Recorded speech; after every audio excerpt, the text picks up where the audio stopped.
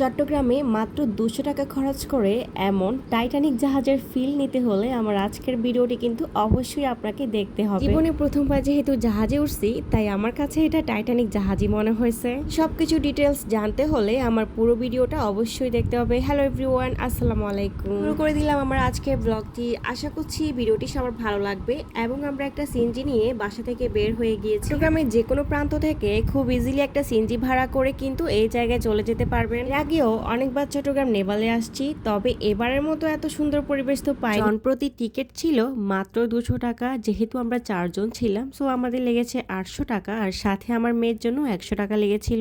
ঢোকার সাথে সাথে কিন্তু আপনার টিকিটটা ফেলে দিবেন না, কারণ আপনাকে জাহাজে উঠতে হলে অবশ্যই টিকিটটা শো করতে হবে। আর এই যে দেখতে পাচ্ছেন জাহাজটা কিন্তু খুবই সুন্দর ভিতরে বাহিরে। তো যাই হোক, আমি একটু চারপাশের ভিডিও নিচ্ছিলাম, আর এদিকে সাগরের পানি কিন্তু শুকিয়ে গেছে।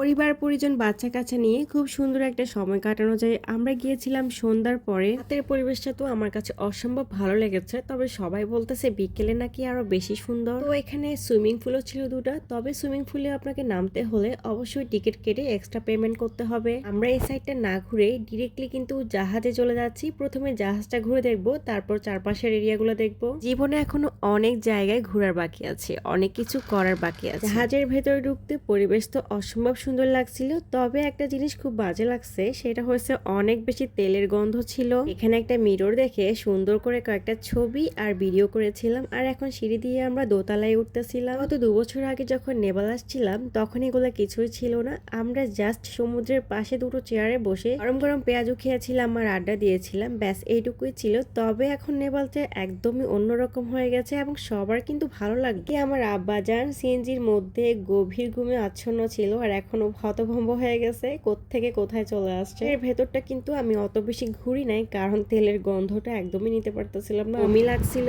এইদিকে আমার রুজু বাবাকে দেখুন মায়ের সাথে কত সুন্দর ছবি তুলতেছে, আর এইদিকে আমাদের 3 বাবুকে এই সোফাটাতে বসে কয়েকটা ছবি তুলেছিলাম। মানে ওদেরকে যে একসাথে বসানো কতটা ট্রাপ ছিল, কতটা ক্রিটিক্যাল ছিল কি বলবো। আর রাতের সমুদ্রটা দেখুন, এত সুন্দর লাগতেছে। আমরা কিন্তু এখন রুফটপে চলে আসছি, আর এটার পরিবেশটা দেখলে আপনাদের সবারই কিন্তু খুব ভালো লাগবে। এবং আমরা এইখানে অনেকক্ষণ সময় পার করছি, আর এই জায়গাটাতে আমাদের বাচ্চারা কিন্তু খুব বেশি আনন্দ উল্লাস করছে। জানি আমার মধ্যে একটা সমস্যা দেখা দিয়েছে, সেটা হচ্ছে আমি কোথায় কি রাখছি কি করছি আমার কিছুই মনে থাকছে না। নেপাল যাওয়ার পথে সিএনজিতে এমন বাজে একটা সিচুয়েশন ফেস করছি। সিএনজিতে ওঠার পরে মনে হলো আমি আমার বাসার চাবিটা আমার ব্যাগের মধ্যে ঢুকাইনি, মানে এটা আমার হাতে ছিল এবং হাত থেকে পড়ে গিয়েছে। পরে আমি অনেকবার আমার ব্যাগ চেক করি এবং ব্যাগ চেক করার পরেও দেখি চাবিটা ব্যাগের ভেতরে নাই। আমি সিএনজির নিচেও কিন্তু অনেকবার খোঁজাখুঁজি শুরু করে দিই, ওখানেও নাই। তবে আমার 100% মনে হয়েছিল কেন জানি চাবিটা আমি ব্যাগে ঢুকাই নাই, এটা আমার হাতে ছিল এবং হাত থেকে পড়ে গিয়েছিল। জামাইকে জিজ্ঞেস করলাম তার ওয়ালেটে এক্সট্রা চাবি আছে কিনা বাসার, বার সে বলল চাবি নেই। তখন তো আমার পুরো মাথায় হাত, ও আল্লাহ এবার কি করব, এবার কি আমি সিএনজি ঘুরিয়ে বাসার দিকে চলে যাব না কি করব। মানে জামাইও এদিক থেকে আমাকে চিল্লাফালা করতেছে, মনে মনে আল্লাহকে ডাকতেছি আর ভাবতেছি যে যা হবার হবে। চাবি যদি না পাই তাহলে তালা ভেঙে বাসায় ঢুকবো, তবে এখন যেহেতু ঘুরতে বের হয়েছি ঘোরাফেরা করে তারপরে যাবো। এদিকে চাবির কথা শেয়ার করতে করতে আমরা কিন্তু রুপটপে ঘুরে টুরে এখন আবার নিচে নেমে যাচ্ছি। দেখুন তো আমি কেমন মেয়ে, বাসার চাবি হারিয়ে ফেলছি, অথচ কত রিল্যাক্সে ঘোরাফেরা করছি, কত আরামসে ঘুরতেছি, ভিডিও করতেছি। তালা ভেঙে বাসায় ঢুকার যে কি অবস্থা হয়েছিল তা জানতে হলে কিন্তু আমার পুরো ভিডিওর সাথে থাকতে হবে। যাই হোক, নিচে নামার সময় দেখি একটা ব্রেস্ট ফিডিং রুম আছে জাহাজে। সো আমি আর আমার বোন ভাবলাম যে একটু বাচ্চাদেরকে ব্রেস্ট ফিড করিয়ে নি, এতে করে আমরা রিল্যাক্সে আরো কিছুক্ষণ ঘোরাফেরা করতে পারবো। জাহাজ থেকে বের হয়ে আমরা পাশের সুইমিং পুল এরিয়াতে চলে আসছি। ভাই ভাই, এই জায়গাটা যে এত বেশি সুন্দর, এখানে দুটো সুইমিং পুল রয়েছে এবং একটা খাবারের দোকানও রয়েছে, ওটা ছিল জুসের দোকান সম্ভবত। এদিকে আমার কন্যা তো সুইমিং পুলে নামার জন্য হাউ মাউ করে কান্নাকাটি শুরু করে দিয়েছে। যেহেতু আমরা এক্সট্রা কোনো ড্রেস নিয়ে যাইনি, তো আমরা আর সুইমিং পুলে নামতে পারিনি। আর দেখুন পরিবেশটা আপনারা এত সুন্দর, দেখুন এই ছনের যে দোকানটা, এটা হচ্ছে একটা জুসের দোকান এবং এত সুন্দর দোকানটা এত সুন্দর করে ডেকোরেট করছে, রাতের আলোতে তো আরো বেশি সুন্দর লাগছিল। তো এইদিকে আমি বেচারির অবস্থা দেখেন, বাসার চাবি হারিয়ে কিভাবে রিল্যাক্সে হাঁটতেছি, এটা কোনো কথা? ঘুরতে আসছি, ঘুরবো ফিরবো, এত প্যারা নেওয়ার কি আছে, তাই না? এইদিকে ইউসরামণিকে দেখুন,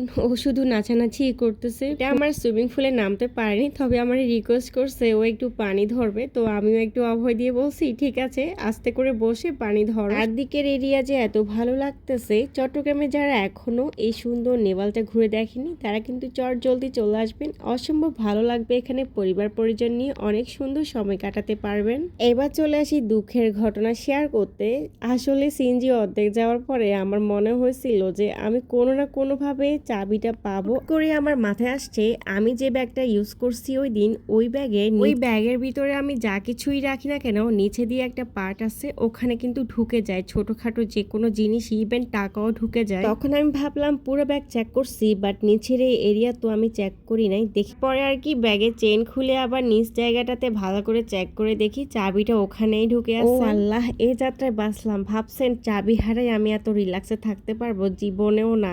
আমি এত ভিডিও টিডিও আজকের এই ব্লগটা, আজকের এই সুন্দর পরিবেশটা কখনোই কিন্তু শেয়ার করা হতো না যদি চাবিটা আমি সত্যিই না পেতাম। আর এখন নেপালে যেহেতু আসছি, একটু তো পেঁয়াজু খেতে হবে। নেপাল বা বিচের পেঁয়াজুগুলো না খেলে নেপাল বা বিচে যাওয়াটাই যেন বৃথা হয়ে যাবে। আর যেটা বলছিলাম আর কি, মানে আমি যে চাবিটা ব্যাগের মধ্যে ঢুকাইছি সেটাই আমার মনে নাই। মানে আমি 100% শিওর হয়ে বলতেছি আমি ব্যাগে ঢুকাই নাই, চাবিটা আমার হাতেই রাখছিলাম, হাত থেকে পড়ে গেছে। অথচ ঠিকই চাবিটা আমি ব্যাগে রাখছিলাম। আর এখন দেখুন পেঁয়াজু খেতে খেতে জাহাজটার আসল সৌন্দর্যটা দেখতেছি। জাহাজটা কত বড় আর কত সুন্দর দেখতে, তাই না? পেঁয়াজুর সাথে অনেক আশা করে কাঁকড়া খেতে চাইছিলাম, তবে কাঁকড়াগুলা যে এত বাজে ছিল, খেয়ে মানে বমি চলে আসছে, আমার টাকাটাই লস হলো। কথা বলতে বলতে ভিডিওর কিন্তু একদম শেষ পর্যায়ে চলে এসেছি। তো আজকের ভিডিওটি কেমন লেগেছে অবশ্যই কিন্তু কমেন্টস করে জানাবেন। ভিডিওটি যদি ভালো লেগে থাকে তাহলে আমার চ্যানেলটা সাবস্ক্রাইব করতে ভুলবেন না। আজকের মতো বিদায় নিয়ে নিচ্ছি। সবাই অনেক অনেক ভালো থাকবেন, সুস্থ থাকবেন। দেখা হবে আমার পরের ভিডিওতে।